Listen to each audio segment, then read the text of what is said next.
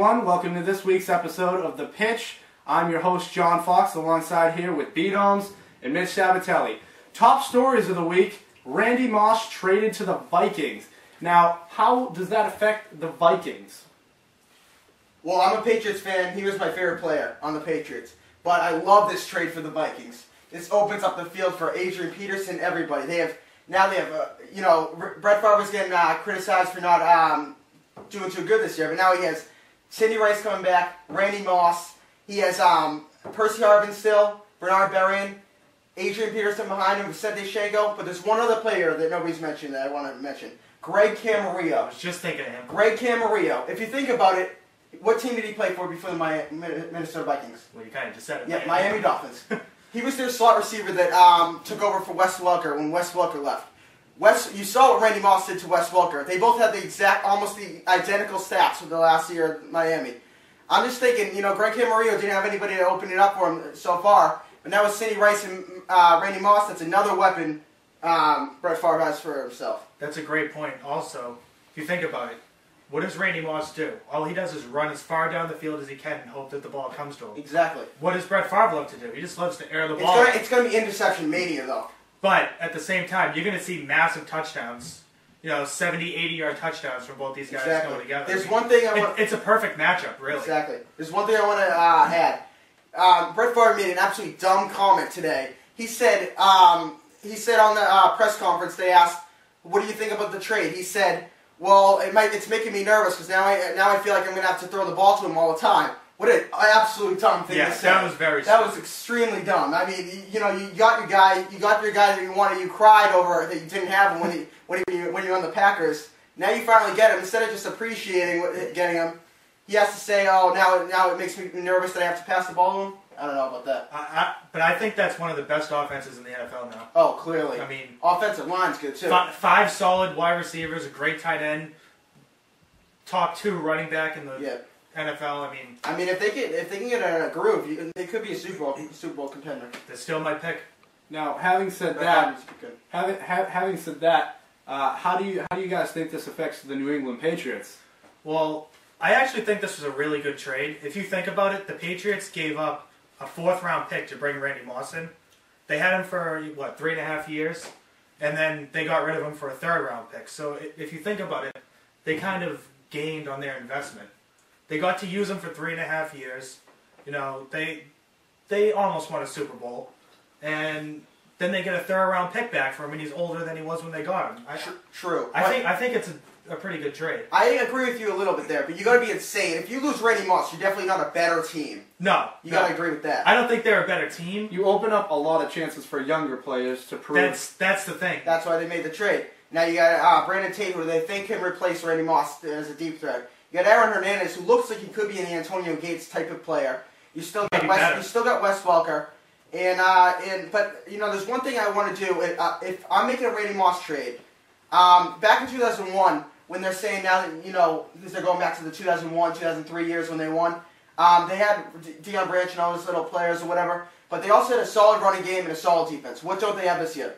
Solid running game and a solid defense. Yeah. So I think you should. Logan Mankins is available. I think maybe.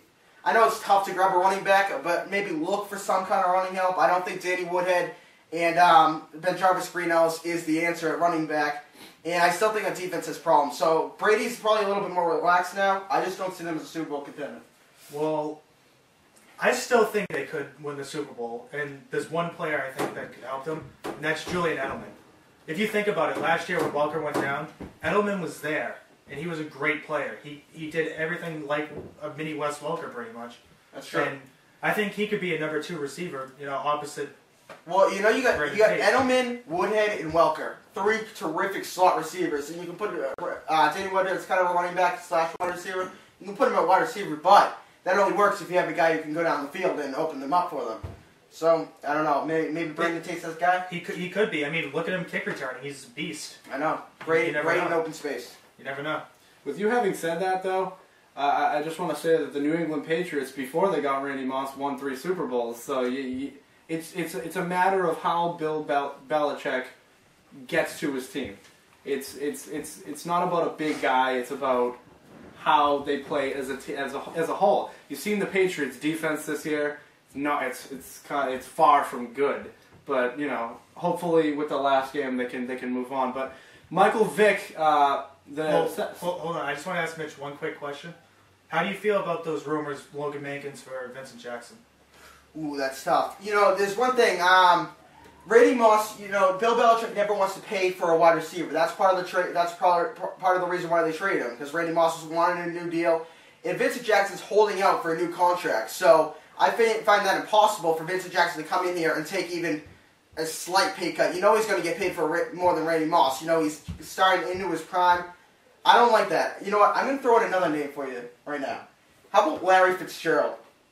Yeah. The Cardinals, they suck. Let's put it that way. They suck. They need offensive line help big time. They lost Kurt Warner, Anquan Bolden, and Carlos Dansby this year.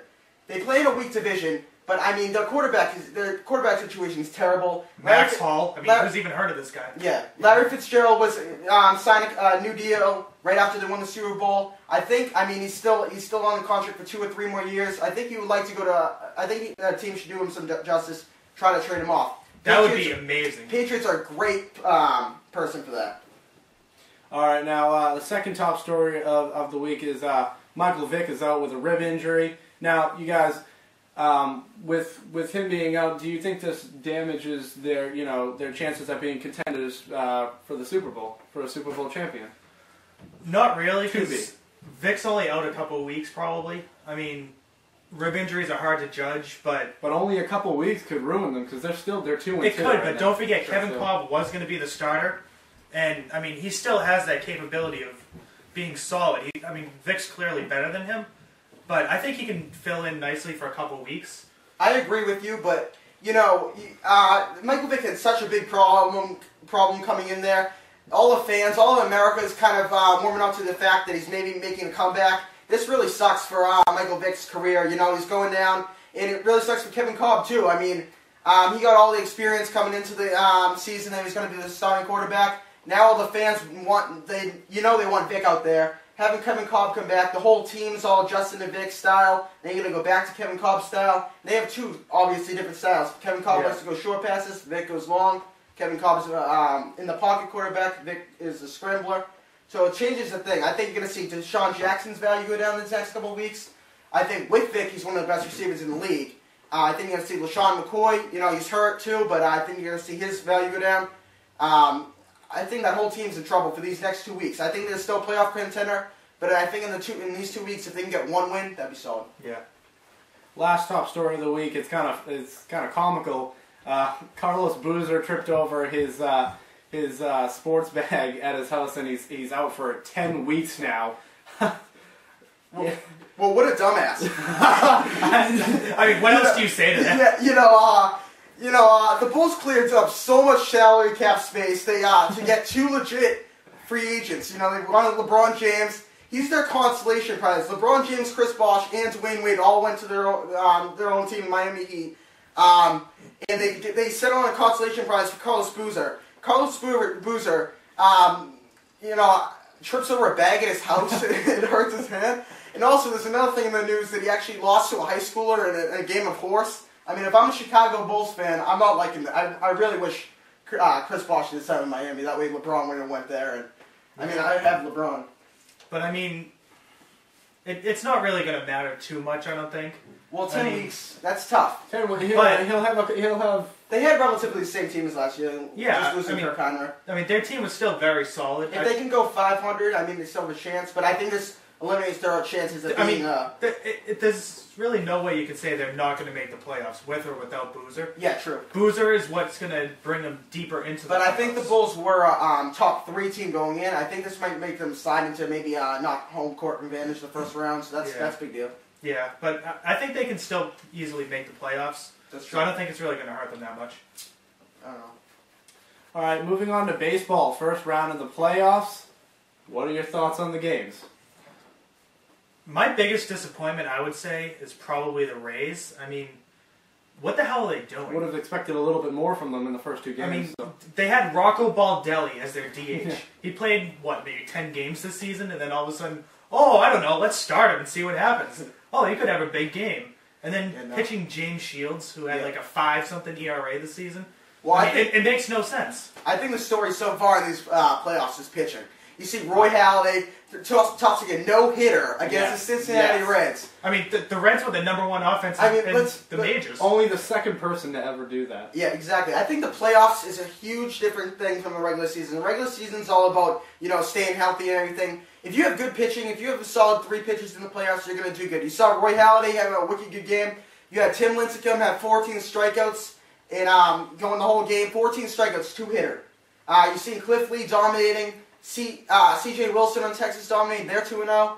I think the Yankees with CC and Pettit. Pettit's one of the best playoff pitchers in the game. The best, in my opinion, in history, just because of his numbers. He's first in almost every major category. Well, maybe Schilling, Beckett, Cliff Lee. I don't know. He has the most wins, the most games played, the most strikeouts, the most quality starts. I mean, he has like 25 quality starts in the playoffs in his career. But going back to the playoffs, the Reds. This is why I didn't think the Reds were going to win. What a big gap that is. Roy Halladay, Edinson Volquez, they're going to throw out Bronson Arroyo, who wasn't even that good in the 2004 World Series, as their second starter against Roy Oswalt. Then they're going to go Cole Hamels against Johnny Cueto. That team's not going to do good in my book. No. Atlanta Braves, I think, still, out of all the teams that are down, I think they have a shot against Giants. After they pass Tim Lincecum, they go to, Tommy Hanson against Matt Cain. I think the game's going on as we speak. I don't know the score right now, as we have the show. But Tommy Hanson. But I don't really see that happening. I don't see the Braves. I never saw them making it out of the first round. The Giants are very solid. I said last show that it's going to be the Braves, Rangers. I still like the Rangers pick. If not the Braves, I'll switch it to the Phillies. But I'm sticking with the Braves. I'm sticking Phillies, Yankees still. You think the Yankees could beat the Rangers? I think so. With Lee? I think so. Because if you think about it, CC can compete with Lee. I think it would be great for MLB to see Cliff Lee versus Roy Halladay. Because they got traded for each other. That would be awesome. That would be awesome, especially if Cliff Lee could win. But I think the Yankees pitching, their starting pitching, can match the Rangers pitching pretty easily. And I think out of all the teams in the playoffs, their hitting can match the Rangers hitting. Easily, their hitting's probably better. I think the Rangers hitting all around. I'm gonna have to agree with Brian for the NL. I'm gonna say that the Phillies are gonna be there again. Three straight years, but for the AL, it's too close to cut right now. I do not have a pick, but I'd probably say it would either have to be the Yankees or the Rangers. So I just gotta say, I think Roy Halladay is the most underrated pitcher in the history of baseball. By having him just go out there and throw a no-hitter in the first game of the playoffs. The first game he ever pitched in the playoffs in his life. That sets ridiculous momentum. It's a real motivator. All right, what about this? Do you think that was better? Tim Lincecum had a complete game, 14 strikeouts with a 1-0 win against the best hitting team in the NL in the Reds. They lead the league in runs, OPS, OBP, runs scored, RBIs. That shows me a lot. I think Tim Lincecum had a better outing than Roy Halladay. I don't think so. It was Roy Halladay's first start in the playoffs, and he throws a no-hitter. That's just ridiculous. I disagree. I disagree with you because Roy Halladay Tim Lincecum did not. He did horrible this year compared to what he's done before. And Roy Halladay did ridiculous this year. Oh, I'm not saying that. No. I just think overall Roy Halladay had a better start than they both had ridiculously good starts, but I would pick. I'm thinking that's even a better case than Tim Lincecum having the strongest outing. He's had an off year this year. He comes out and he shows his vintage self. King 14 against the best lineup in the NL. That's serious. It's definitely a factor. Game. Only two hits against the best. I just want to ask you something though. Do you think if Cliff Lee goes to the Yankees, that's the best pitching 1-2 punch in history? That was a huge thing. Do you think that's like the best I said last show? That was the biggest midseason acquisition by any team in the last 3 years. But I'm saying if he goes to the Yankees in this offseason, do you think that's the best pitching? Oh, I think you were talking about when they almost traded him for Phil Hughes in the midseason. No, I'm talking about this offseason. If CC and Lee are on the same team, is that the best pitching you've ever seen? 1-2. Isn't Cliff Lee under contract another year? I don't think so. He's under contract for one more year. If he goes to the Yankees... I think there's an option.